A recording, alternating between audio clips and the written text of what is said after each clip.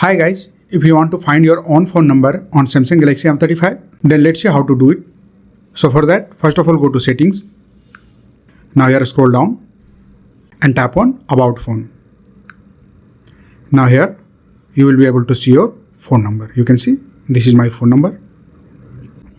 There is one more method which you can use to check your own phone number on Samsung Galaxy M35. So let's check it. Go back. So first of all open the app drawer and then open the contacts app. Now here under the my profile section you will be able to see your name. Simply tap on it and here you will be able to see your phone number. You can see under this phone section you are able to see your phone number. So that's it guys.